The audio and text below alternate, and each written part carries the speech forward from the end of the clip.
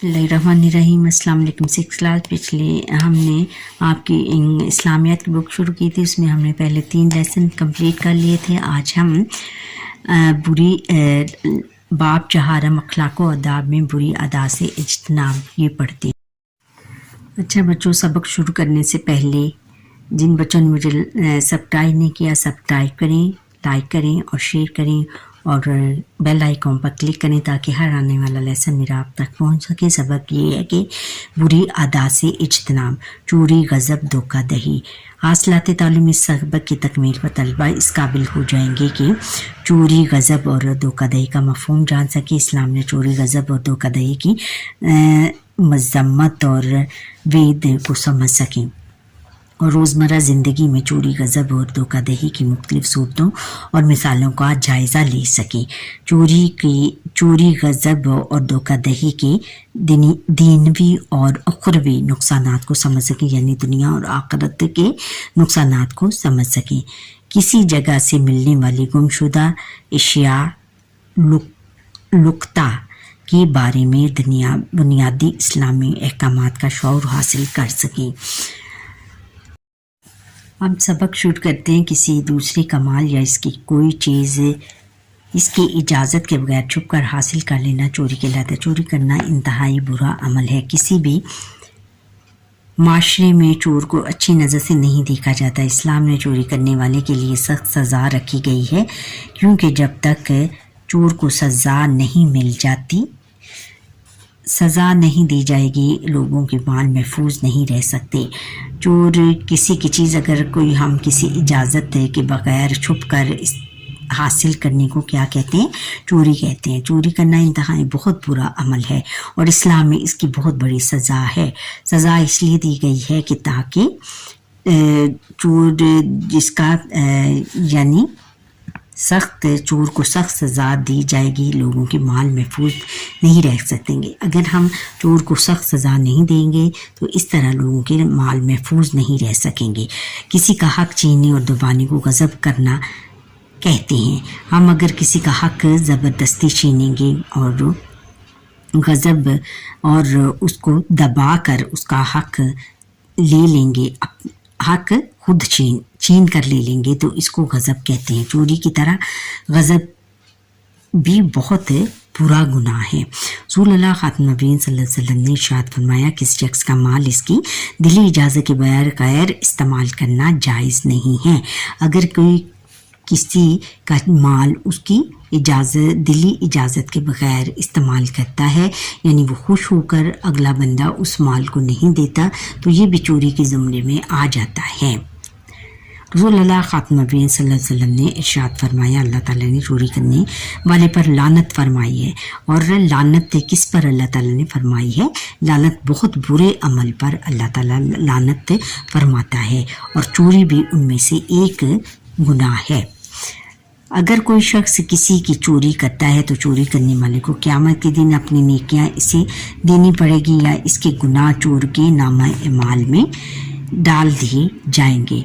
अगर चोरी जो भी बंदा चोरी करता है, जिसकी चोरी करता है, जिसकी चीज़ भी चुराता है, उसकी तमाम नेकियां जो हैं, जो चोर की तमाम नेकियां उसके खाते में डाल दी जाएंगी जिसकी उसने चीज़ चुराई होगी, और इसके गुनाह भी उसी के नामा-ए-माल में लिख दिए जाएंगे।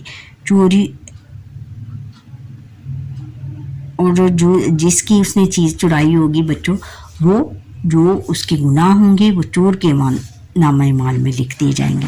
चोरी और धोखाधड़ी की मुख्तलिफ सूरतें। चोरी और धोखाधड़ी की मुख्तलिफ सूरतें हैं। मसलन किसी की चीज़ को इसकी इजाज़त और दिली खुशी के बगैर उठा लेना या इस्तेमाल करना। इसी तरह किसी का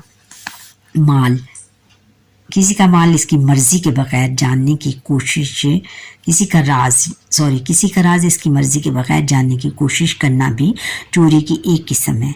इम्तिहान में नकल करना भी चोरी और धोखाधड़ी की एक किस्म है। किसी को धोखा देने इसकी चीज़ हथियार लेना भी चोरी ही की एक किस्म है। सरकारी वसाइल लूटना, बिजली और गैस चोरी करना और सरकारी या निजी ज़मीन पर कब्ज़ा करना चोरी की बदतरीन शक्लें हैं, सूरतें हैं।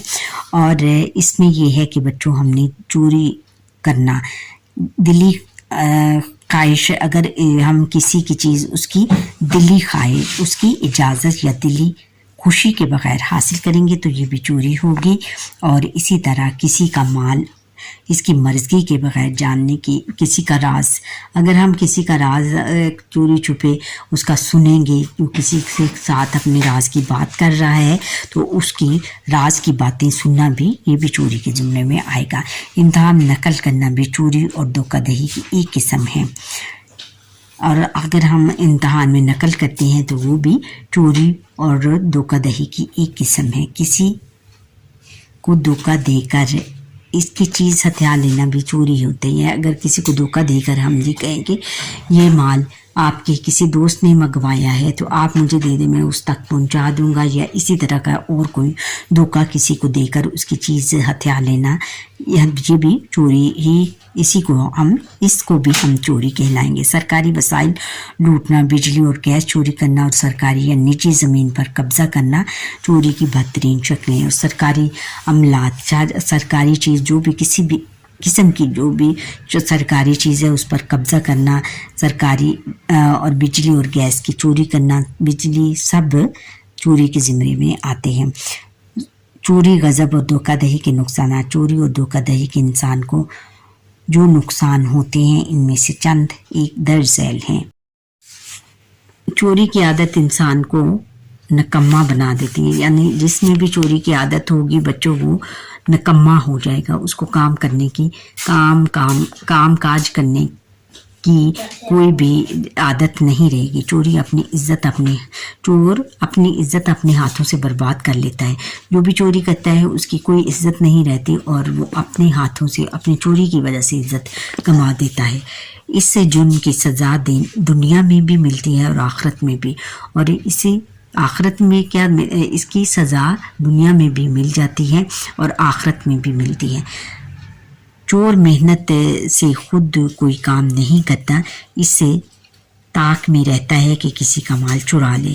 وہ محنت نہیں کرتا، اس کو محنت کرنے کی عادت نہیں رہتی اور اسی طاق میں رہتا ہے کہ کوئی کسی کا مال میں چرا کے اپنا گزارا کروں. چور کو سب برا سمجھتے ہیں. اس برے کام کے اثرات اس کے گھر والوں اور پورے معاشرے پر پڑتے ہیں. جو بھی چوری کرتا ہے چور کو کوئی اچھا نہیں سمجھتا اور اس کے اثرات جو ہیں کہ وہ اس کے گھر والوں پر بھی پڑتے ہیں. جو بھی اس کو ملے گا وہ کہے گا وہ جی کو چور کا باپ جا رہا ہے یا چور کے بچے جا رہے ہیں، اور پھر اس کا تمام معاشرے پر اس کا اثر پڑتا ہے. اور پھر اس طرح دیکھتے دیکھتے اس کی طرف دیکھتے دیکھتے باقی لوگ بھی چوری کرنے کا ان کا دل کرتا ہے. اچھا، اب لقطہ کا معنی اور شرعی حکم. کوئی چیز جو ہمیں کہیں گری پڑی ملے اسے لقطہ کہتے ہیں. لقطہ کہتے ہیں جیسے ہم اکثر بچے یہ کہتے ہیں کہ لبی چیز خدا کی ڈھونڈی، جو چیز ہمیں دے دی ہے وہ اللہ تعالیٰ کی ہے اور وہ ہماری ہے. تو اس کا یہ دیکھیے کہ آگے کیا کہتے ہیں کہ ایسی چیز کو اگر کسی نے اٹھا لیا ہے تو اس کے مالک تک پہنچانے کی ہر ممکن کوشش کرنا اس پر لازم ہے. اگر اس کے مالک تک پہنچانے کی امید نہیں ختم ہو جائے تو وہ چیز یا اس کی رقم کسی فقیر کو بطور صدقہ دے دی جائے. یعنی پھر بھی وہ جو شخص جس نے چیز اٹھائی ہوتی ہے پھر بھی اگر اس کا مالک نہ بھی ملے تو بھی وہ چیز اس کی نہیں ہوتی بلکہ اس کو کسی غریب یا فقیر کو صدقہ دے دینی چاہیے. اگر لطقہ کی چیز کے مالک کی تلاش میں کسی کے مالک کی تلاش میں ضائع یا خراب ہونے کا اندیشہ ہو تو اسے فوری طور پر کسی ضرورت مند کو دیا جا سکتا ہے. یعنی کوئی ایسی چیز ہے جو کھانے پینے کی چیز ہے جس کے خراب ہونے کا امکان ہے تو وہ پھر چیز فوراً طور پر کسی فقیر یا کسی ضرورت مند کو دے دینا چاہیے. لیکن اگر وہ